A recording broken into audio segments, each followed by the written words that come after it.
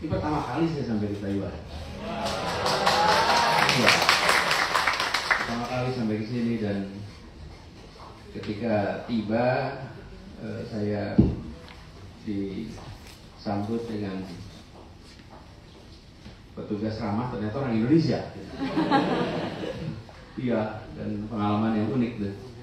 Dan yang unik saya lihat ketika kan gini, bandara itu selalu gambaran penyambutan ya. Jadi ketika ketemu petugasnya bisa bahasa banyak sekali, artinya memang masyarakat di sini menyambut tamunya dengan bahasa tamunya, dengan gaya tamunya, betul ya? Dan itu sudah menggambarkan bahwa mereka serius mau menjadi tuan rumah yang baik. Jadi senang sekali bisa sampai ke sini. Tadi disebutkan Mbak Andi juga yang di sini datang dari mana-mana ya. Banyaknya dengan kata pembukanya itu Thai ya, Thai apa aja gitu? Thailand. Saya lagi nunggu Thailand, ada nggak ya? Thailand baru dahsyat tuh. Makasih teman-teman sudah menyempatkan hadir di forum ini. Kalau boleh tahu nih, yang belajarnya S1 acungkan tangan. S1. Yang belajarnya S2 acungkan tangan. Banyak S2. Yang belajar S3 acungkan tangan. Yang S4. Yang udah kerja gitu ya. Apa? Ya postdoc atau masih belum ada kesempatan gitu ya. Masih in transition. Terima kasih teman-teman sempatkan datang. Jadi ini kursi di sini ada yang kosong nih. Kalau Anda daripada di belakang di depan silakan. Ini tidak ada larangan. Justru Anda nanti masuk di dalam foto. Makasih teman-teman. Tema yang diangkat ini menarik nih, studying abroad, contributing to the homeland. Refleksi aja, saya ketika dulu merasakan belajar juga di tempat yang asing, saya sering mengistilahkan pengasingan masa itu. Jadi masa kita berada di pengasingan, itu memang kalau ada seseorang datang dari Indonesia, kami itu rela berjam-jam nyetir gitu, sekedar untuk datang ke forum yang untuk berdialog, berdiskusi. Nah kebetulan ketika saya sedang kuliah, live IG belum ada. Jadi belum bisa kita dapat live stories langsung, itu belum gitu. Bahkan saya ingat teman-teman pas tahun 98 saya ikut demo di depan kedutaan Indonesia di Washington. Saat demo udah pasang poster segala gitu. Pas saya demo, petugas dari dalam itu nyapa, mas udah mundur mas. Kita belum tahu di sana kalau udah mundur coba. Jadi kan ada like 12 jam tuh. Iya kan, namanya juga masa itu belum ada WA, belum ada texting. Jadi pada saat itu kita demo untuk sesuatu yang udah selesai gitu. Itu luar biasa. Anyway, tapi pengalaman saya merasakan seperti yang teman-teman rasakan, berada di dalam tempat yang jauh dari tanah air. Tapi hati dan pikiran tidak pernah jauh dari Indonesia. Hati dan pikiran kita selalu bersama. Jadi kita rasakan. Nyanyikan Indonesia Raya di tanah air beda dengan di tanah asing. Betul kan? Rasanya lain. Apalagi suruh nyanyian sendiri di apartemennya. Bisa banjir air mata itu. Jadi itu suasana keindonesiaan, kebangsaan itu sebenarnya ditumbuhkan justru ketika kita berada jauh dari tanah air, dan dalam beberapa hal kita bisa mengetahui tentang diri kita lebih baik ketika justru berada di tempat yang di luar. Saya kalau ditanya bagaimana bentuk bangunan ini, saya bisa jawab, saya harus keluar dari bangunan ini. Ketika saya keluar, saya baru bisa jawab seperti apa bangunan ini. Betul tidak? Ketika ditanya tentang Indonesia, Anda keluarlah sebentar. Dari situ Anda akan melihat Indonesia dengan perspektif yang jauh lebih kaya. Ya? Nah, itulah sebabnya ketika berada di luar begini, kesempatan. Dan saya tidak pernah suka dengan istilah kabur aja dulu itu. Ya. Karena ya menurut saya yang berada di luar itu bukan kabur. Enggak, yang berada di luar itu adalah sedang membawa nama Indonesia kok. Dan kita sesungguhnya perlu lebih banyak lagi orang-orang Indonesia yang berkiprah di gelanggang internasional. Masa kalau lihat nama-nama lembaga internasional dideretkan profesional yang berada di sana, penduduk nomor 4 terbesar di dunia, tapi bukan urutan nomor 4 di dalam daftar profesionalnya. Betul nggak, Mbak? Iya, yang sudah merasakan. Begitu nama Asia, paling tinggi India. Iya, bawahnya macam-macam. Cina, Filipina, Bangladesh, Pakistan. Mana Indonesia? Mana Indonesia? Di badan-badan internasional. Nah, kita membutuhkan. Nah, untuk bisa ke sana tidak bisa pakai ordal. Nggak bisa. Mau masuk lembaga internasional nggak bisa. Hengki-pengki nggak bisa. Harus pakai meritokrasi. Meritokrasi, that's the answer. Karena itu buat teman-teman yang sedang berada di luar sini, persiapkan diri Anda. Jangan untuk sekedar lebih baik dengan standar Indonesia, tapi lebih baik dengan standar internasional. Anda harus berada di situ. Boleh tepuk tangan buat Anda. Jadi dengan begitu Anda itu tinggi derajat kualifikasinya, supaya bisa berada di dalam gelanggang global. Nah, kalau itu ada, kita akan punya lebih banyak wakil Indonesia di dunia internasional. Dan itu akan membawa nama baik Indonesia. Walaupun sekarang ini pun Anda sudah mewakili Indonesia, bukan? Coba kalau ditanya, berasal dari mana? Iya, kalau ketemu Anies bilang di Surabaya. Tapi iya kan? Ya, kalau ketemu orang lain, jawabnya gimana? Indonesia. Ya sesama Indonesia, nggak mungkin bilang saya di Indonesia, Pak Ali di mana gitu. Ya Anies di Surabaya, betul. Kenapa? Karena ketika semesta percakapan kita sesama Indonesia, kita harus berkota. Itu sebabnya saya sering katakan ya teman-teman, kalau ini perspektifnya, kalau ada seseorang ditanya, Anda mau pergi kemana? Keluar kota. Maka dia hanya berpikir dalam konteks kota. Karena itu perginya dikatakan keluar kota. Tapi kalau saya mau pergi kemana? Saya mau pergi ke Surabaya. Maka dia sudah berpikir dalam gelanggang Indonesia. Udah lebih tinggi. Lalu bertanya lagi, Anda mau pergi kemana nih di bandara? Keluar negeri. Ini berarti orang domestik. Perspektifnya domestik. Dia mengatakan saya akan keluar negeri. Tapi kalau mengatakan saya akan kemana? Saya akan pergi ke London. Maka dia sudah perspektifnya global. Karena sudah menunjuk sebuah tempat. Itu menggambarkan cara berpikir.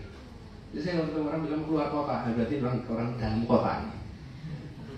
Ketika saya mau keluar negeri, maka dia masih berpikir dengan dalam negeri. Tapi kalau sudah bisa menyebut, saya akan pergi ke Yunlin, dan itu sudah menunjukkan bahwa memang ini globalis. Perspektifnya global.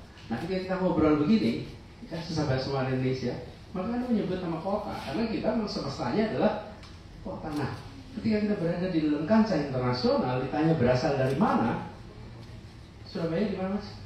Di Surabaya, Pak. Ya di mana itu? Namanya apa? Pakuwon. Namanya disebut Pakuwon. Kan nggak mungkin ditanya orang dari mana Mas Andi? Pakuwon. Nggak mungkin. Dia pasti akan jawab Indonesia. Dan pada saat itu tampilan Anda, kata-kata Anda, tatapan mata Anda sedang mencerminkan Indonesia. Karena itu sesuatu selama kita berada di dunia internasional, maka sebetulnya kita ini representasi Indonesia seutuhnya. Karena itu selalu titipannya dua. Satu, jaga nama baik. Dua, impress them. Dua kata itu, impress them. Masuk ruang kelas, impress them. Masuk kemanapun, impress them. Dua kata itu. Anda harus menunjukkan bahwa, kalau Indonesia beda ya. Satu, nggak telat. Ya, kita nggak terlambat masuknya. Orang Indonesia selalu tepat waktu. Teman-teman, hal kecil-kecil itu akan nempel di kolega kita. Karena itu saya selalu titipkan pesan bahwa you are representing Indonesia 24 hours. You are the true ambassador of Indonesia 24 hours. So it's not kabur at all. You are here representing all of us. Anda di sini mewakili kita semua. Jadi buat teman-teman, konsep tentang berada di luar itu bukan karena di dalam banyak masalah. Di dalam akan selalu ada masalah. Kalau nggak ada masalah berarti udah nggak ada ekspektasi. It's a growing problem. Dan kalau kita pesimis dengan situasi, salah. Jangan pesimis situasi. Kita memang berhadapan dengan kondisi yang penuh dengan tantangan. Ada masa di mana kita merasa bahagia, ada masa kita duka. Hidup juga begitu, bukan? Di rumah, yang udah punya pasangan, mungkin lagi sumpah sama pasangannya. Apa yang kemudian kabur aja dulu? Enggak lah. Ya kan? Ya teman-teman kan ya dihadapi. Nanti akan ada minggu bahagia, ada minggu tegang, ada minggu ini normal. Memang kita kepengen terus bahagia, mungkin gak tuh? Nggak mungkin. Anak sedang kecewa dengan ibunya, kecewa dengan ayahnya, terus kabur gitu? Ya enggak lah. Itulah masalahnya. Menurut saya jangan pernah ada dalam bayangan kita tentang tinggalkan Indonesia karena ada masalah. Tinggalkan Indonesia karena mau membawa nama baik Indonesia di gelanggang yang jauh lebih luas. Berangkat itu dari Indonesia. Dan inilah teman-teman semua. Nah, mindset ini saya rasa sudah ada di teman-teman semua. Tapi kita harus melakukan public education di dalam negeri. Kenapa? Karena seringkali kalau ada orang berkiprah di internasional dikasih label kurang nasionalis. Itu enggak lah. Masa berkiprah di internasional enggak nasionalis? Tidak, justru berkiprah internasional itu adalah bawa nama.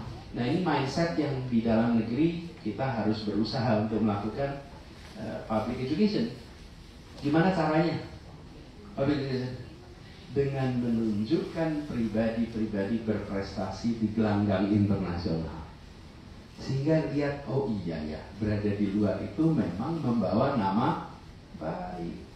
Kenapa ya? Karena muncul tuh prestasi A, B, C, D, E, F.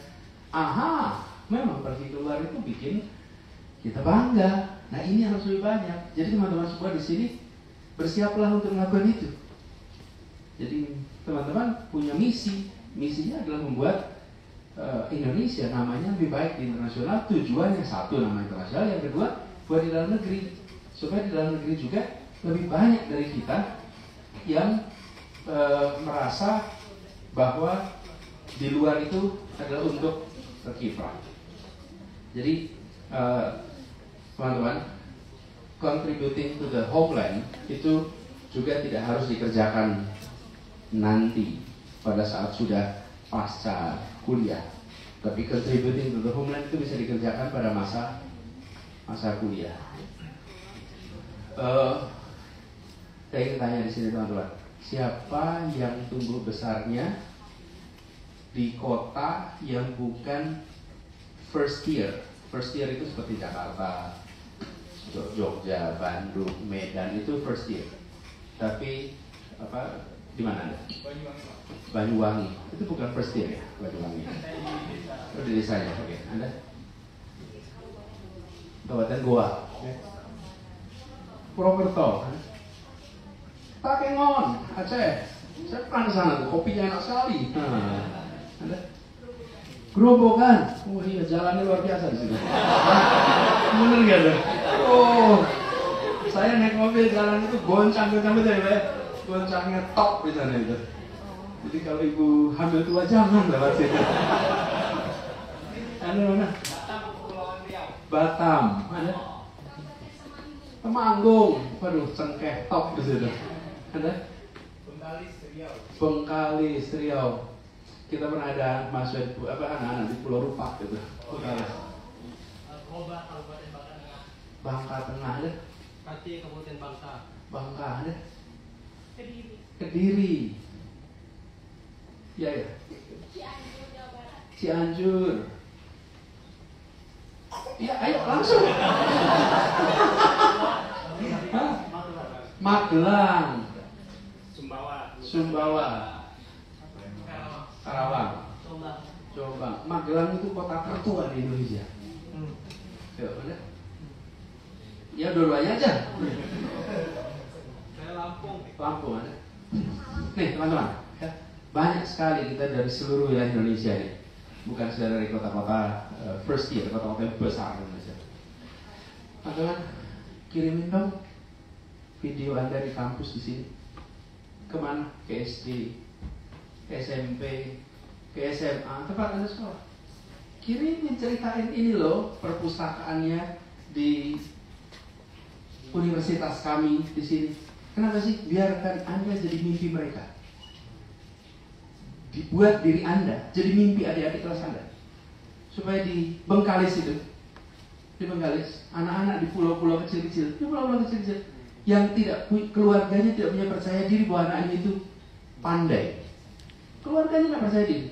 Biarkan mereka punya mimpi yang tinggi. Kenapa? Karena ada anak dari Bengkalis juga bisa ke sana. Anak dari Gerobogan juga bisa ke sana. Anak dari Goa bisa ke sana. Itu dari Magelang itu teman-teman jauh lebih menginspirasi daripada anak dari Jakarta sampai. Kenapa? Ya biasa ya Jakarta. Tapi kalau kampung kita enggak. Teman-teman, ceritakan pengalaman itu dan nanti dia akan menerobos batas-batas wilayah. Dia nggak akan berhenti di situ. Materi yang muncul di sini itu akan bisa menerobos kemana-mana. Poinnya adalah teman-teman, kita perlu lebih banyak lagi dari kita yang bekerja ke domestik, ini kan kontribusi ke dalam negeri dan membangkitkan semangat. Dan itu tidak harus dalam bentuk yang sifatnya nampak depan panggung dan mempesona jutaan orang, tapi penetrasi ke bawah. Ini teman-teman, saya juga pengalaman saya pribadi begitu. Saya SMA kelas 1, terus muncul di koran ada seorang anak SMA kelas 2 berhasil mengikuti pertukaran pelajar. Apa yang terjadi? Saya juga kepengen seperti dia. I want to be like him gitu. I want to be like him. Dan kemudian saya mencari tahu tuh gimana caranya bisa seperti itu. Nah, orang itu nggak tahu. Jadi nggak pernah tahu bahwa dia menginspirasi saya, itu nggak tahu. Sampai suatu saat saya ketemu dan saya sampaikan, you are my inspiration. Dan kemudian dia bekerja di Jakarta. Saya gubernurnya, dia direksinya. Dan saya ketika itu, loh Anda toh gitu. Ketemu, saya sampaikan terima kasih. Dulu you are my inspiration. Jadi teman-teman, lakukan yang Anda alami sekarang ini.